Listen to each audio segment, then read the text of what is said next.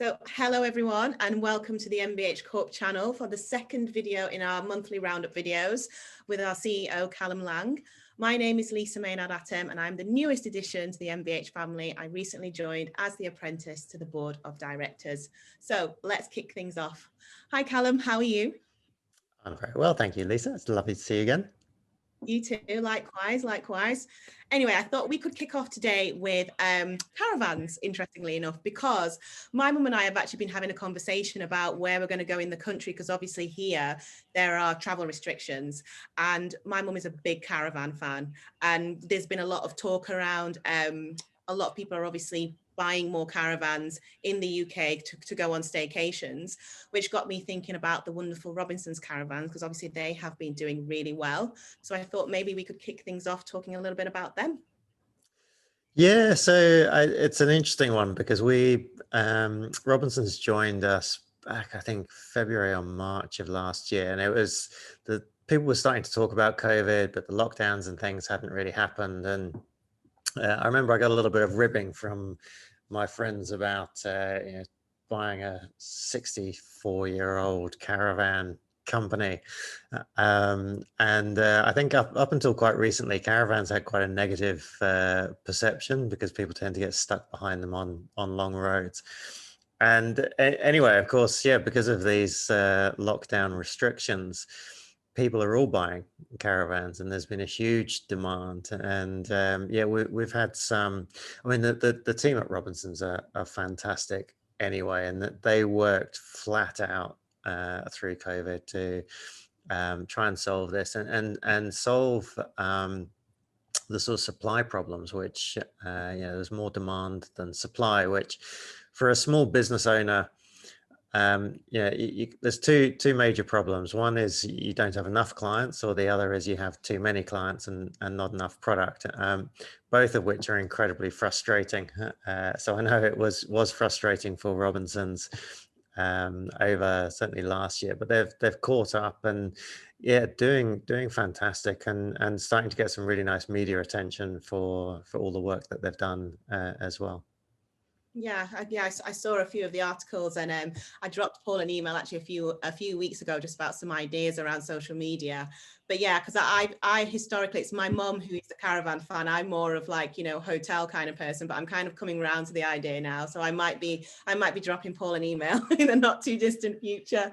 Yeah, I think that the caravans have come on a long way since, if you look at some of the top of the range ones, they're amazing. They're like 5-star hotels on wheels. So yeah, no, I've changed my views as well, and I think we've actually got quite a few members of the group or certainly I know one has already bought a caravan from Robinsons, and I think a couple of others are also looking at it as well. So there's an internal market there. Oh, fantastic. Question is though, Callum, will you be treating yourself to a caravan? I can just see an MBH branded caravan.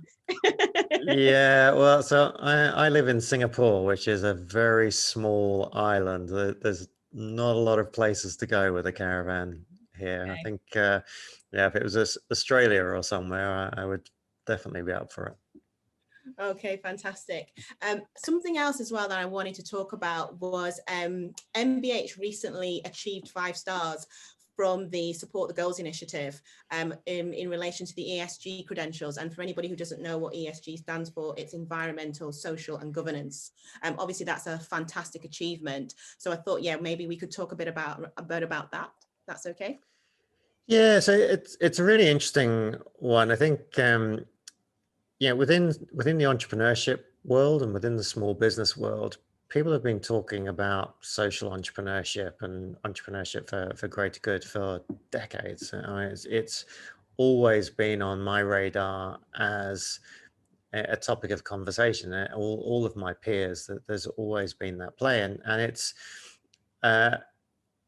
partly it's, I think, because entrepreneurs are fundamentally problem solvers, and when you see problems, you want to try and fix them. But also it's a realization that it's just good business. It's good to have a bigger conversation to be able to have with your clients and with your team. And what's interesting is there's a real disconnect typically between what's happening at that small business level and the traditional finance world. And the traditional finance world is changing. But up until very recently, concepts like ESG or CSR, that kind of used to be talked about, were corporate social responsibility, were considered almost negatives for investors. The sort of typical investor view was that's not for a company to be doing that. They should be focused on purely on profits and then let the investors decide what they do with those profits. And I think that was a very narrow view because it ignored the fact that it's, yeah, clients were demanding it and staff were demanding it. So I found it quite strange when I moved from the small business world into the investor world and started having conversations with investors who still felt like that. And I thought that was quite strange.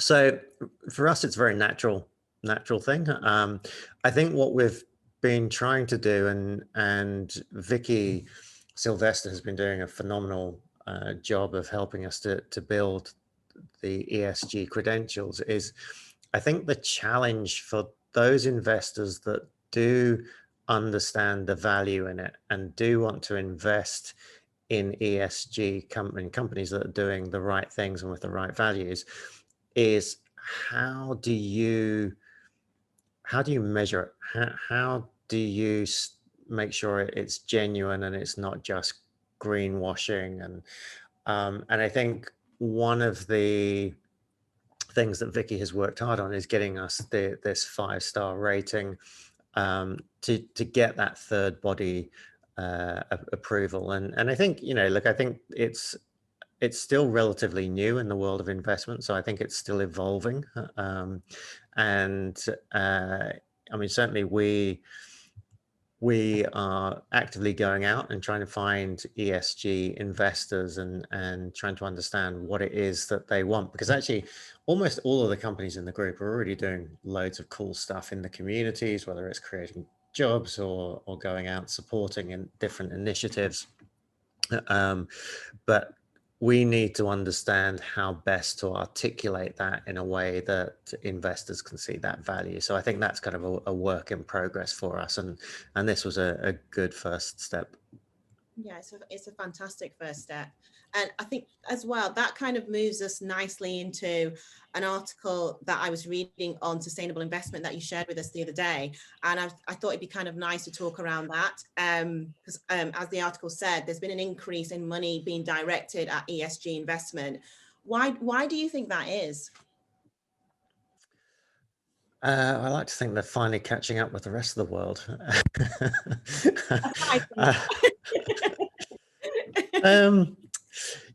Look, I think finance is fairly black and white, and investors are, how they create, how investment managers create value for their clients is the best returns, and previously they haven't had to deal with the messiness of business. But I think what's happening now is, fortunately, there's a greater demand than ever, and I think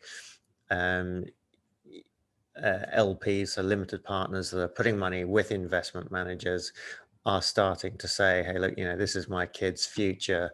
I don't want to be associated with companies. I don't want to be investing in companies that are doing things that I don't agree with morally or ethically. And I do actively want to be encouraging companies that are. So I don't think it's being driven necessarily by a moral imperative from the investment community, but it's being driven from behind that. And to be honest, it doesn't really matter where it's being driven from, as long as we're moving in the right direction. Yeah, and do you see this as a trend or as a long-term thing in terms of strategy for investors? No, obviously, I did. To be long-term, but what are your thoughts on that? Yeah, I did for a while. I think, like I said, in sort of in entrepreneurship circles, we've been talking about. I mean, Anita Roddick back in the early 80s was doing this with the Body Shop, and yeah, and sort of really kind of pioneering it, but it inspired a lot of us to integrate on social entrepreneurship into our businesses. I think there have been sort of waves of enthusiasm for it that have passed again. But I do think in the last 2 or 3 years, there's been a real sea change. I think that, for example, that it felt like it was moving in the right direction before the global financial crisis. And then the global financial crisis happened, and it really pushed things back quite a lot. It feels like it's changing in the right direction and on a more permanent level. And I think companies like BlackRock coming out saying they will only invest in ESG companies, they've got $7 trillion under management. The what was it? The American Chamber of Commerce, or one of the biggest American business associations, for the first time ever changed their definition of business away from a business exists just to create profit for investors, to a recognition that business actually have multiple stakeholders. And that was signed up to by pretty much every major company in the US, major brands that you would be familiar with. So I do think there's kind of a bigger shift that's happening, and yeah, long may it last. But I do think it sort of will become table stakes. Companies need to demonstrate that they're doing it, and then I think the next kind of evolution of that is sort of tiering, and how do investors really get a sense of whether this is a genuine a genuine opportunity to make the world better, or whether this is just sort of marketing greenwashing type effect, and external bodies and industry standards will become critical for that. Okay. So one of the subjects I want to talk about, which is slightly different to what we've just been talking about, is around company culture. I have worked for a lot of corporate organizations, and I think company culture is always something that's really difficult to get right, to get the balance right. And one of the things I've noticed in the short time that I've been with MBH is that you have a really, really positive company culture, which is not something, if I'm being completely honest, that I've experienced in a lot of organizations. Like, I think it's something that's really, really hard to achieve. So I was just keen to kind of understand from you, how do you go about achieving that? Because like I say, it's not an easy thing to do. Yeah, I wish I could give you a succinct, glib answer on what that is. Company culture is something that's fascinated me, and but I don't necessarily. I'm not sure I've ever got any closer to figuring out the answer to it. I mean, often what I find is company cultures are really good while business is really good, and when business hits a downturn, those cultures tend to evaporate. I think what is significant with MBH is that we're a community of entrepreneurs, and entrepreneurs, by definition, take responsibility, because up until they've joined us for the last 20-25 years, they've been the only one responsible. You know, all problems, the buck always stops with them. And so you do kind of get an attitude of, I mean, nobody gets to be a successful entrepreneur by being miserable and blaming everyone else. It just doesn't work like that. So I think sort of by definition, they're going to be people that are pretty positive, are pretty good at seeing the opportunities in every situation. And then I do think as well, I mean, we wear our values quite openly. We talk about, you know, trust, collaboration, and velocity as the three values that bind us, and that each company can have its own values and run in completely different ways, but you know, we do have that concept of trust and collaboration and velocity, getting stuff done quickly, and that also attracts a certain type of business owner and probably repels other business owners, and I don't get to meet the ones we repel, so we just end up with the ones that are attracted. And I mean, it's hugely pleasing to hear that that's been your experience. It's certainly been my experience, and yeah, it's a joy chatting with the principals, and yeah, they are problem solvers, and they are inspiring. I mean, I talked a lot about during COVID when they all came together, and yeah, there was so many unknowns this time last year.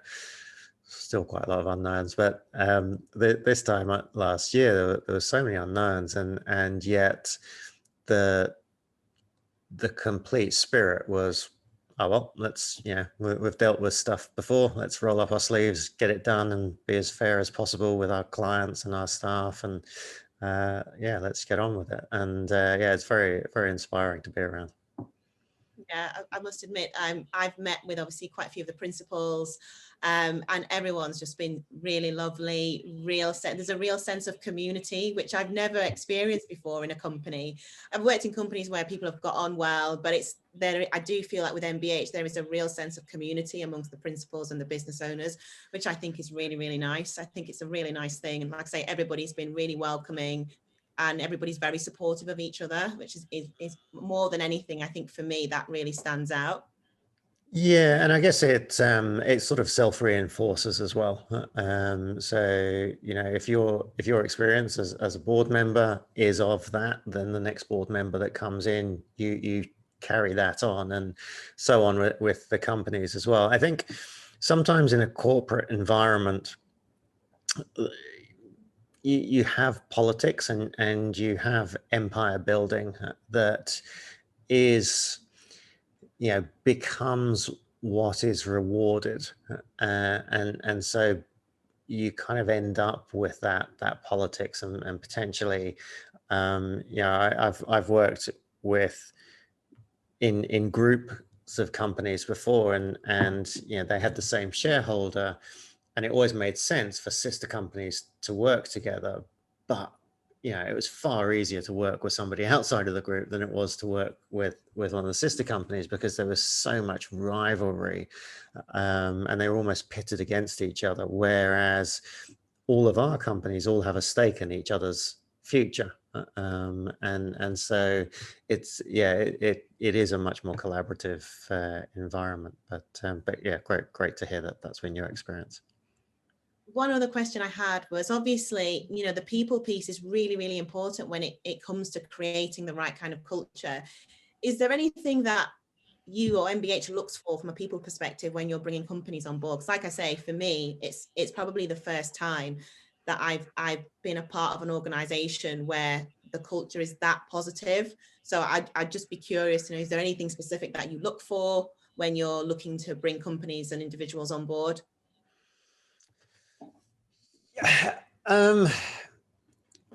So the All Blacks have a no dickheads policy, and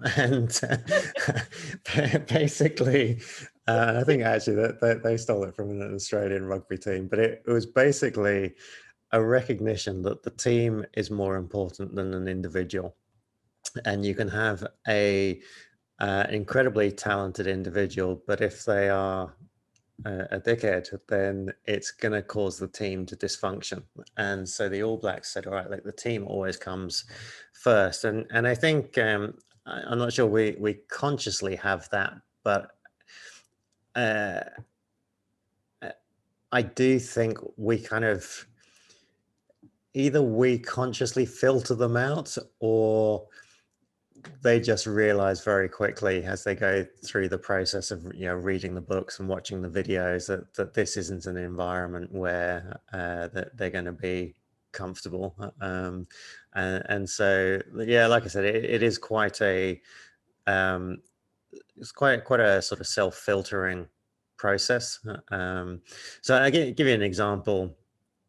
Actually, it's more around experience. Almost all of the business owners in our group are pretty well experienced. Like, so the average age of the companies is 25 years. I think that most of the founders are kind of in their 50s.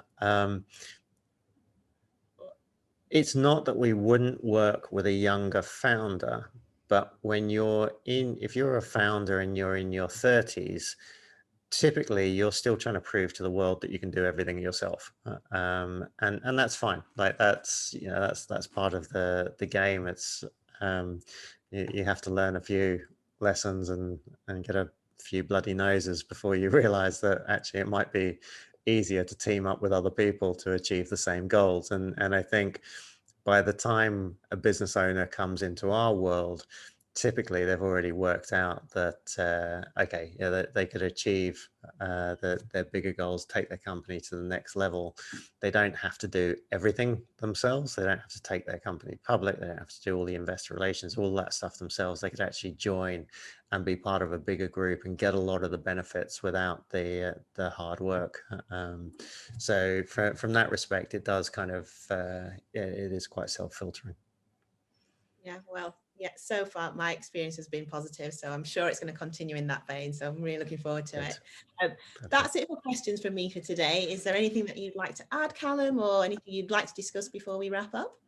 No, it's I think this is the first month in a while that we haven't done an acquisition.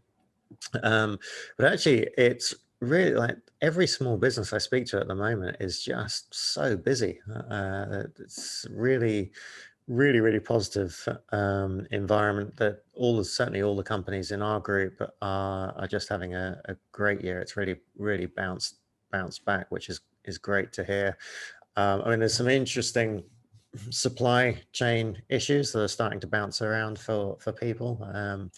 I saw last week that the price of shipping from Shanghai to Rotterdam is up over 500% from this time last year, which or from average prices. So I think there are some still challenges in the economy, but yeah, a lot of the companies we're talking to, they're just flat out with the day job. So but hopefully it won't be too long. Hopefully by the time we next speak, we'll have one or two new businesses to be talking about. I look forward to it. That's exciting. Okay, well, thank you for our chat today. I'm looking forward to our catch up next month. So enjoy the rest of the day. And for anyone watching, don't forget to like this video and subscribe to our channel, and we shall see you again soon. Bye. Cool. Thanks, Lisa.